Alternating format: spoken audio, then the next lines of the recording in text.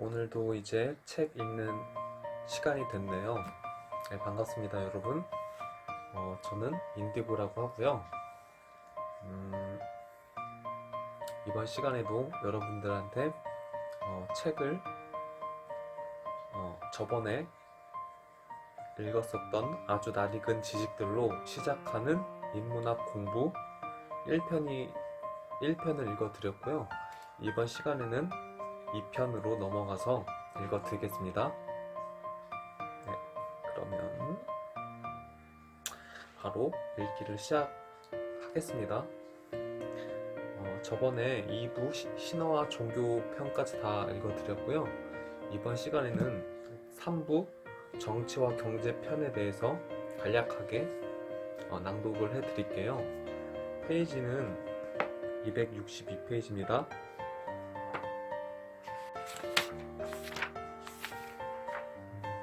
11장 사회계약론 들어갈게요. 262페이지 처음 부분부터 바로 읽겠습니다. Back to the basic. 사회계약론으로 돌아가라. 공기 속에서 호흡하고 살면서도 공기를 잊고 사는 것처럼 사람들은 국가라는 테두리 속에 살고 있으면서도 국가라는 존재를 별로 의식하지 않고 생활한다. 몇 년 만에 투표장에 가거나 교통 단속에라도 한번 걸리면 그때서야 국가라는 존재를 의식한다. 국가와의 관계 설정도 좀 분명치 않다. 권리와 의무가 헷갈린다. 투표장에 가서 선거를 하는 것을 의무로 생각하기도 하고 무엇인가 책임 소재가 애매한 일이 발생하면 국가가 나서서 보상해야 한다고 무조건 주장해 놓고 보기도 한다. 때로는 사려 없는 정의감만으로 함께 목소리를 높이며 거들고 나서는 이들도 있다. 이들에게는 국가가 보상을 하면 선이고 보상을 하지 않으면 악이다. 국가로부터 보상을 받아낸 것을 정의의 승리, 국민의 승리라고 하면서 서로 얼싸안고 기쁨을 나누기도 한다. 그 보상이 장관 주머니나 해당 공무원의 주머니에서 나오지 않는 이상 그것은 결국 전 국민이 n분의 1씩 부담해 마련한 돈이다. 국가의 보상은 만능도 아니고 정의도 아니다. 전 국민이 물어주어야 할 충분한 이유가 있지 않은 이상 책임 소재에 따라 책임질 사람이 개인적으로 책임을 져야 옳다. 1인 소유의 군주 시대가 아닌 만인 소유의 민주주의에서 국가는 적이 아닌 우리의 대리인이며 두려워하거나 비난을 퍼부을 대상이 아닌 엄격히 감시하고 협조해야 할 대상이다. 국가나 개인이나 사회계약론으로 돌아가 수시로 서로의 관계를 살펴볼 필요가 있다. 각자 한 번 더 생각하고 행동하지 않으면 나 아니면 남이라는 고정된 사고가 언제든지 국가를 우리가 아닌 그들로 여기게 할 위험이 있다. 국가 또한 잠시만 감시가 소홀하면 주인인 국민을 자신의 종인 양 부리려 한다. 네, 그 다음 페이지로 268페이지 읽겠습니다. 사회계약론을 돌아보아야 하는 이유. 국가는 국민의 합의체다.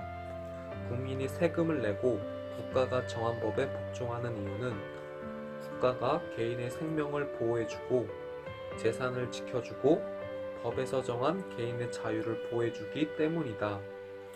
만일 국가가 법에서 정하고 있는 개인의 자유를 훼손하거나 폭력과 강도로부터 개인을 지켜주지 못한다면 그 국가는 개인에게 법에 복종할 것을 요구할 수 없다. 여기서 한 발 더 나아가 국가가 폭력의 주체가 된다면 그것은 대리인이 주인을 해치는 매우 심각한 계약 위반이며 이것은 홉스의 주장처럼 혁명권 행사의 정당한 근거가 된다. 이것이 바로 미국의 독립선언과 프랑스 혁명, 그리고 그 뒤 많은 나라의 역사 발전에 세 사람의 사회계약론이 중대한 영향을 미친 이유다. 제도나 규정이 현실의 모든 것을 다 규정할 수는 없다. 그리고 완장은 틈만 나면 인간의 허약한 속성을 밖으로 드러나게 한다. 위정자나 시민 모두 수시로 사회계약론으로 돌아가 보아야 하는 이유가 바로 여기에 있다. 네, 여기까지가 11장 사회계약론이고요. 조금밖에 읽어드리지 못한 부분 양해해 주셨으면 하고요. 다음으로 넘어가서 12장 국부론과 자본론에 대해서 낭독을 해드릴게요. 그러면 페이지는요 283페이지고요. 바로 읽겠습니다. 아담 스미스의 국부론. 아담 스미스는 산업혁명 초기를 산 인물이었다. 컵콜디라는 조그만 항구 도시에서 태어난 그는 대학을 마치고 글래스고 대학 교수를 하다 귀족자재 가정교사로 자리를 옮겼다. 그 후 귀족자재를 데리고 유럽 대륙을 방문했을 때 볼테르나 케네와 같은 당대 최고 지성들을 만나면서 국부론을 구상하고 쓰기 시작했다. 서양 철학이 플라톤 철학의 각주에 불과하다면 경제학은 국부론의 각주라고 할 수 있다.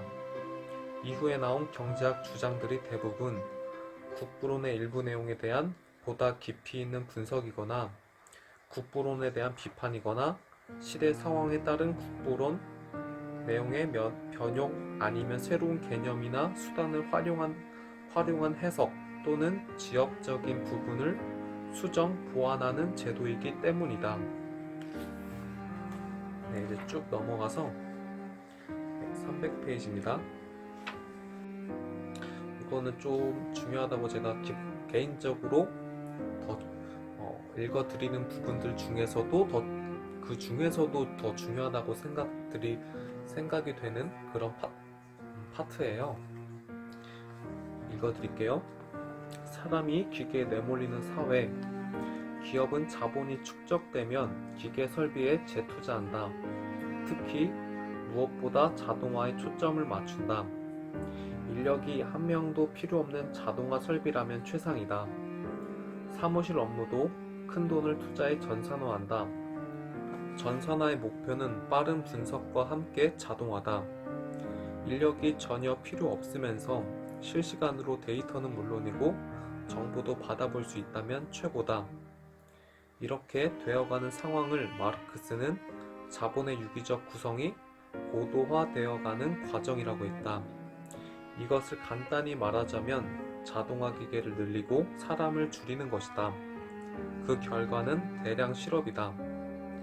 자본의 유기적 구성이 고도화되지 않고 산업 구조도 고도화되기 전에는 한쪽에서 실업이 발생하면 새로 시작되는 다른 산업에서 채용이 일어났다. 그러나 오늘날처럼 서비스업 비중이 높고 전 산업 부분에 걸쳐 자동화가 진행되는 상황에서는 구조 조정만 있을 뿐 채용의 기회는 현저히 줄어든다. 이런 상황은 앞으로 더욱 가속화될 수밖에 없다. 이런 상황이 인구 감소와 함께 진행되다 보면 어느 시점에선가 산업에서 필요로 하는 인력과 취업하고자 하는 인구가 비슷한 수준이 될 수도 있다. 그러나 그때까지 직장을 잃은 산업예비군은 경제적으로 매우 곤란한 상태에 빠지게 되고 취직을 기다리고 있는 이 산업예비군의 존재 때문에 직장 내 현역 노동자들은 무한대 노동 강도에 그대로 노출되고 만다.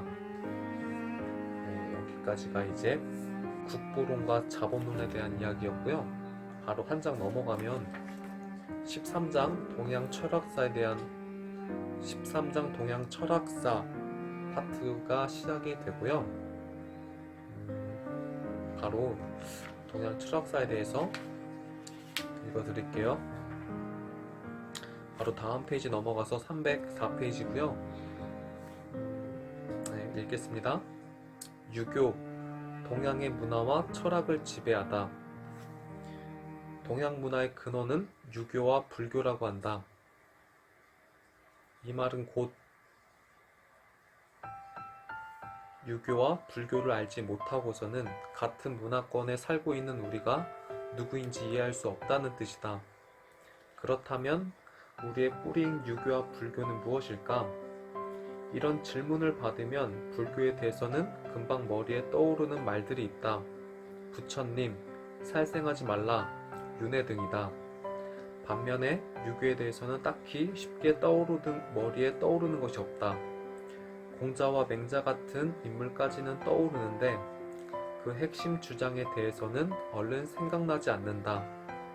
아니, 그 전에 불교하면 바로 종교를 떠올리지만 유교는 종교인지 학문인지 아니면 둘 중 어느 것도 아닌 그냥 제사와 같은 일상적인 생활 습관인지 헷갈리기도 한다. 이렇게 헷갈리는 데는 유교에 대한 지식 여부를 떠나 이유가 있다. 가장 큰 이유는 불교는 종조인 부처가 초전 법륜을 시작한 당시부터 사후 세계를 다룸으로써 처음부터 종교 역할을 해온 반면 유교는 종조인 공자 때는 도덕 윤리로 시작되었다가 13세기에 이르기까지 1700년에 걸쳐 그 범주가 우주론까지 확대되어 왔기 때문이다. 다시 말해 불교는 부처에서부터 시작된 이후 그 중심이 항상 내세에 있었던 반면 유교는 그 중심이 대부분 현실 문제에 있었다. 바로 다음 페이지로 넘어가서 310페이지로 넘어가서 마저 읽겠습니다. 완성된 유교 철학, 성리학의 탄생. 유교는 당나라 말기에 이르러 비로소 제자리 찾기에 나섰다. 당나라 말기 대학자인 한유는 현실을 외면하는 도교나 사후에 많은 의미를 두는 불교는 인간의 문제나 시대의 고민을 근본적으로 해결할 수 없다고 보았다. 그러면서 맹자 이후 사라진 유교의 도통을 다시 이어야 한다고 주장했다. 한유의 주장은 북송 시대에 들어 주도니, 정호, 정의, 장제, 소음과 같은 북송 오자에 의해 각 분야별로 깊이 연구되기 시작했다. 800년 가까이 사상의 변방에 밀려나 있던 유교가 이들에 의해 다시 중국 사상과 철학의 중심으로 돌아올 준비를 하게 된 것이다. 그리고 이들 북송 오자의 사상은 마침내 남송 시대에 이르러 대학자 주희에 의해 성리학이라는 이름의 완성된 유교 철학으로 새로 태어났다. 도학, 리학, 정주학 또는 신유학이라고도 불리는 주희의 성리학은 공자와 맹자의 가르침을 기본으로 주역 등에 관련 학문과 필요에 따라 도교는 물론 불교의 철학 내용까지도 차용한 중국 철학의 집대성이었다. 그리고 다음 페이지로 다시 넘어가서 312페이지에서 밑에서 두 번째 줄부터 읽겠습니다. 소제목 배움의 의미이고요. 부모를 섬기되 있는 힘을 다하고 군주를 섬기되 그 몸을 다 바치고 친구와의 사귐에 있어 말에 믿음이 있으면 비록 배움이 없더라도 나는 그를 반드시 배운 자라고 하리라. 만일 배움의 결과에서 인격의 도야, 주변 사람들에 대한 예의, 사회생활에 필요한 배려와 공중도덕의 준수와 같은 것들이 제외된다면 결국 약삭빠른 탐욕만이 남을 뿐이다. 예의가 결여된 약삭빠름, 배려가 배제된 천재는 그 사회의 가장 큰 해악으로 작용한다. 예의가 전제되지 않는 배움이라면 차라리 배움 자체가 없는 것이 더 선이다. 동물의 세계나 아직 선악을 구분하지 못하는 어린아이들의 세계가 바로 그것이다. 예의가 배제된 약삭빠른 세계에서는 동물이 인간보다 더 나은 존재이고 이성은 악이 된다. 그러면 넘어가서 319페이지입니다. 그리고 소제목부터 읽어드리면 유학 4서의 목표는 인격 함양. 네, 읽겠습니다. 대학, 논어, 맹자, 중용이 유학의 경전인 4서로 정해진 것은 12세기 들어 유학을 집대성한 주에 의해서였다. 공자와 맹자 이후 중국 철학사에서 가장 유명한 인물인 주위는 사람들의 인격 함양을 위해 얘기라는 책에 포함되어 있던 대학과 중용의 내용을 별도로 뽑아 4서에 포함시켰다. 4서를 읽는 데는 순서가 있다. 바로 대학, 논어, 맹자, 중용 순이다. 대학을 가장 먼저 읽는 이유는 이 책이 바로 학문의 근간을 세우는 내용을 담고 있기 때문이다. 그래서인지 이 책에 담겨있는 내용은 오늘날 자기계발의 고전으로 불리는 성공하는 사람들의 7가지 습관의 내용과 기본적으로 통하는 부분이 많다. 철학 4부 철학과 과학에서 동양 철학사를 마치고 그 다음은 넘어가서 14장 플라톤과 아리스토텔레스에 대해서 편에서 읽어 드릴게요. 많이 아마 저뿐만 아니라 철학을 잘 모르시는 분들도 아리스토텔레스와 플라톤은 많이 들어보셨을 것 같은데요. 그런데 이제 구체적으로 그 사람들이 어떤 사람들인지 알 수 있는 그런 부분들이라서 한번 집중해서 들어주시면 감사하겠습니다. 333페이지 플라톤의 인식 4단계.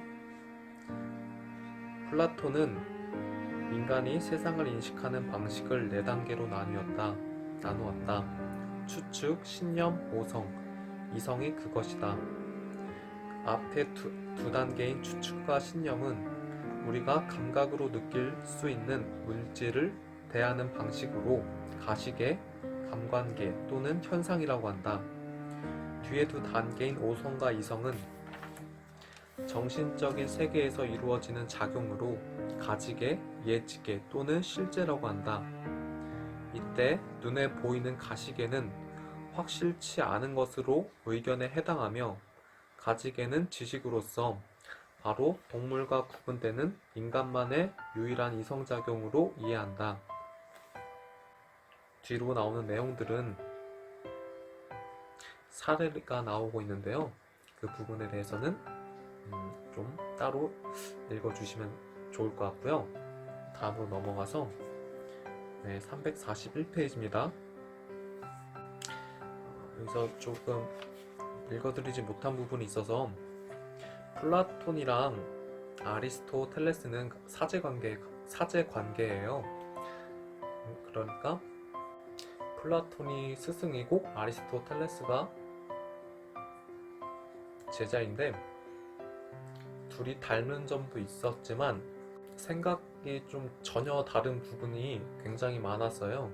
그런 내용들이 제가 읽어드리지 못한 부분들 중에서 상당 내용 차지하고 있습니다. 그렇게 그 중에서도 이제 아리스토텔레스가 어떤 부분을 플라톤에 비해서 중시를 했는지 알려주는 편이 지금 막 읽어드리려는 편이에요. 인간의 감성을 중시한 아리스토텔레스 341페이지고요. 여기서는 다 읽어드리기는 좀 굳이 다 읽어드릴 필요가 없을 것 같아서 중간 부분에 특히 몇 단락으로 구분되어 있지 않고요. 중간 부분에 보면 특히라고 시작하는 부분이 있어요. 거기서부터 읽어드릴게요. 특히 인간의 감성에 대해서는 플라톤과 전혀 다른 입장을 취했다. 아리스토텔레스가 전혀 다른 입장을 취했다라고 얘기를 하는 겁니다. 동물들 중 인간만이 가진 특수한 요소인 지성을 절대적으로 중요하게 여기는 플라톤은 눈에 보이는 실물은 불확실한 존재로서 생각 속에 존재하는 개념들에 비해 열등하다고 여겼다. 그리고 시시각각 제멋대로 변하는 감성은 오감으로 느끼는 실물보다 더 낮게 평가했다. 플라톤의 영향을 받은 중세 기독교는 그의 철학 그대로 인간의 감성이 억제되고 경건한 침묵과 기도만이 가치 있는 그런 종교가 될 수밖에 없었다. 반면에 아리스토텔레스는 인간의 감성을 소중하게 생각했다. 그는 마케도니아 왕의 주치의였던 아버지의 영향으로 자연 현상에 관심이 많았고 인간을 볼 때도 신에게서 나누어 가진 신성인 지성도 중요하지만 동물과의 공동 요소인 감정도 중요하게 생각했다. 따라서 아리스토텔레스는 플라톤과 달리 예술을 중요하게 생각했으며 비극이나 희극을 통해 인간이 느끼는 카타르시스와 같은 감정을 소중하게 생각했다. 15장 서양 철학자에 대해서 조금 이야기해 드릴게요. 많지는 않고요. 바로 읽어 드릴게요. 단숨에 읽는 서양 철학의 역사. 서양 철학의 역사는 크게 그리스, 헬레니즘 시대, 중세 시대, 근현대 3기로 구분해 볼 수 있다. 그리고 이 세 시대 간의 관계는 신을 중심으로 정의해 볼 수 있다. 즉, 그리스 헬레니즘 시대의 철학은 결과적으로 신 중심의 중세 철학을 설명하기 위해 발전해 왔다고 볼 수 있으며, 근대와 현대의 철학은 오로지 신만을 중시했던 중세 철학에서 탈피해 인간이 다시 철학의 중심 대상으로 돌아온 시대라고 정의할 수 있다. 여기까지고 소크라테스에 대한 이야기를 조금 하겠습니다. 353페이지 두 번째 단락입니다. 소크라테스는 소피스트들과는 달리 철학의 중심 과제를 말재주가 아닌 참다운 지식과 그 지식의 바탕을 둔 실천에 두었다. 이를 실천하기 위해서는 소크라테스는 국가에 대한 시민의 의무를 무엇보다 중요시했으며 그 스스로 병사로서, 평의의 의원으로서, 법을 따르는 시민으로서 모범을 보였다. 소크라테스의 제자 플라톤과 플라톤의 제자 아리스토텔레스는 그들 이후에 지속될 서양 철학의 기초를 닦는 역할을 했다. 아테네 귀족 집안 출신인 플라톤은 그의 이데아론을 중심으로 관념론의 시원을 마련했으며, 고대 그리스의 변방 마케도니아에서 의사의 아들로 태어난 아리스토텔레스는 스승 플라톤의 철학 경향에 비해 현실의 바탕을 둔 유물론적 철학의 발판을 마련했다. 넘어가서 378페이지로 넘어갈게요. 두 번째 단락인데요. 읽겠습니다. 변론술과 수사학은 양날의 칼과 같다. 잘 쓰면 좌절에 빠져있는 사람을 일으켜 세울 수도 있고, 자라나는 청소년들에게 큰 꿈을 꾸게 할 수도 있고, 학문과 문화를 향상시키고 사회를 발전시키는데 큰 에너지를 줄 수도 있다. 반면에 잘못 쓰면 사회를 혼란스럽게 하고 많은 사람들을 한꺼번에 깊은 좌절에 빠뜨릴 수도 있다. 영롱한 아침 이슬이 뱀의 몸속으로 들어가 사람을 죽이는 도구로 바뀌는 것처럼 배움이 잘못 쓰이면 사회적으로 큰 재앙을 몰고 올 수 있는 것이다. 오늘날 변론술과 크고 작게 일정 부분을 공유하는 커뮤니케이션이나 프레젠테이션, 코칭, 리더십 학습과 같은 분야에서도 생각해 보아야 할 거리다. 그러면 16장 자연과학사에 대해서 낭독을 16장 자연과학사로 넘어갈게요. 페이지는요 392페이지입니다. 두 번째 단락부터 읽겠습니다.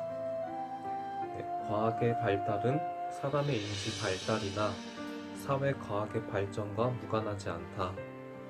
15세기에서 16세기에 계몽 시대를 시작해 18에서 19세기 산업 발달을 거친 인류는 20세기 들어 방향과 가치를 고려하지 않는 지식이 얼마나 큰 재앙을 불러올 수 있는지를 두 눈으로 똑똑히 지켜보았다.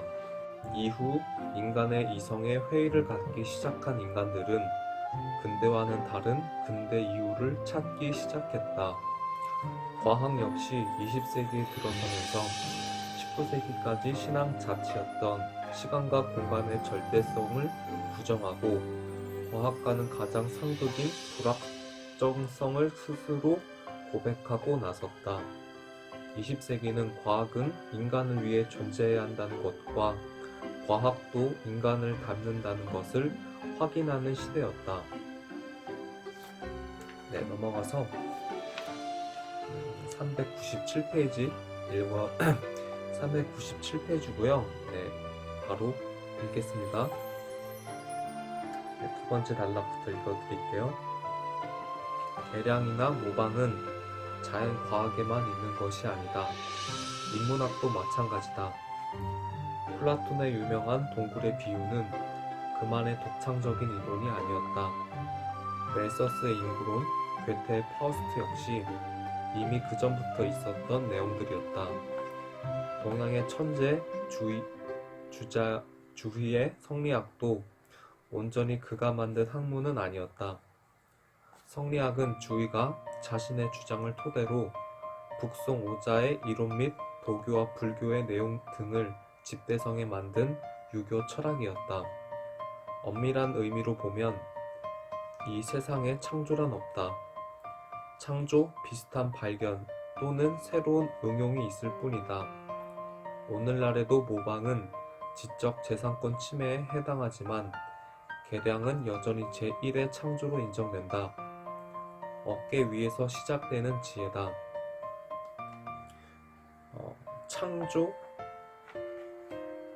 창조와 모방은 한 끗 차이인 것 같아요.